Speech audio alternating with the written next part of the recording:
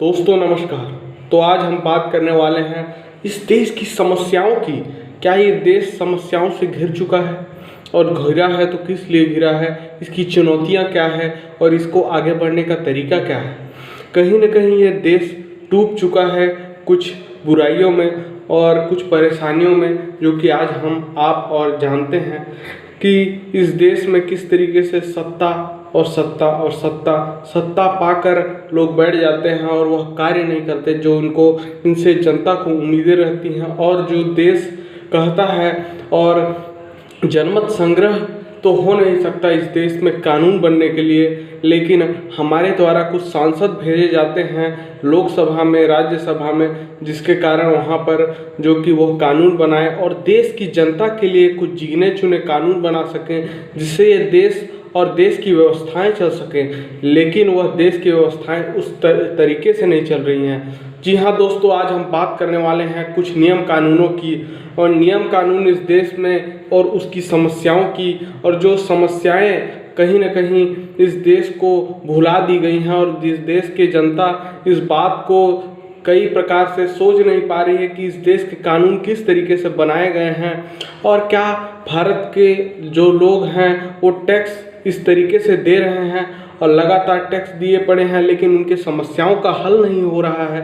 तो क्या इसका कारण है कि हम लोग ही कहीं न कहीं एक सत्ता के आगे झुक गए हैं। जी हाँ दोस्तों, 1947 की हम बात करते हैं। 1947 में यह देश आज़ाद तो हुआ था, क्या यह नाम भर के लिए ही आज़ाद हो गया था?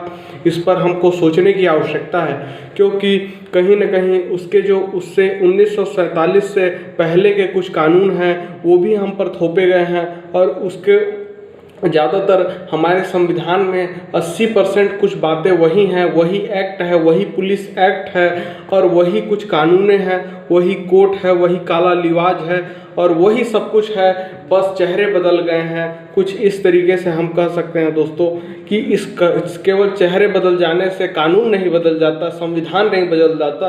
तो क्या कहते हैं कि हम ये कानून नहीं बदला और जनता को कहीं ना कहीं न्याय नहीं मिला है दोस्तों, क्योंकि न्याय जो होता है, न्याय व्यवस्था, कानून जो व्यवस्था जो होती है, केवल अंग्रेज़ों ने कुछ लोगों के, गिने चुने लोगों के हाथों में ये सत्ता सौंप दी, और वही सत्ताएं आज हमको हमारा गला घोट रही हैं, हमारा टैक्स लेके। वही तरीका है, उसी तरीके से विदेशी कंपनियां भारत में आई हुई हैं और उसी तरीके से कार्य चल रहा है। हालांकि ये ज़रूरत है लिबरलाइजेशन, प्राइवेटाइजेशन, ग्लोबलाइजेशन से पहले कहीं न कहीं भारत में कंपनियां वो सब आने के लिए रिस्ट्रिक्शन लगे हुए थे, लेकिन आज वो आ रही हैं। हालांकि इससे रोज़गार मिल रहे हैं, लेकिन मैं कहीं न कहीं कहना चाहता हूँ जो कानून है इस देश का, कुछ ऐसे कानून हैं जिससे देश को चिंता है, और देश कहीं न कहीं आज़ादी जो हमको मिली है उसमें केवल एक चीज़ हुआ कि हमारे देश के दो टुकड़े हो गए थे दोस्तों, और भारत, पाकिस्तान और बांग्लादेश के जो 3 टुकड़े हुए गए थे,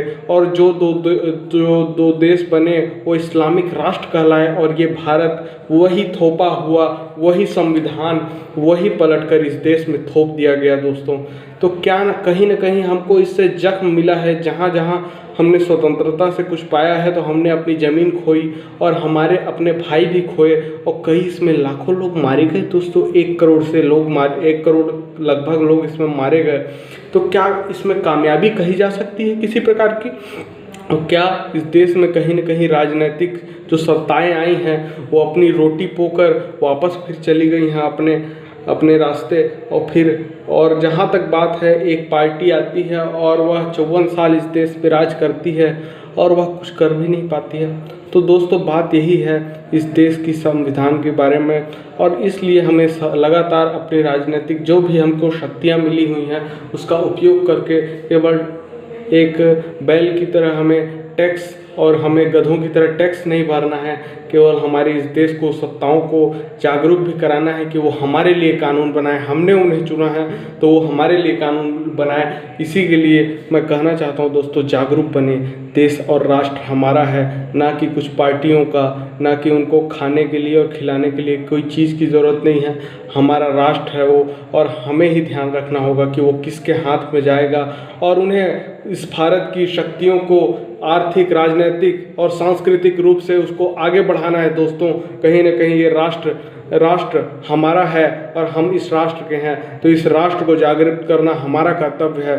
तो दोस्तों, इसी के साथ मैं कहना चाहता हूँ कि हमें अपनी सत्ताओं को ये बात का एहसास दिलाना होगा कि किस तरीके से हमारी ताकत है और हम अपनी ताकत से फैसला करेंगे कौन इस गद्दी पे बैठेगा। तो दोस्तों, इसी के साथ मैं आपसे विदा लेना चाहता हूँ। धन्यवाद दोस्तों, धन्यवाद।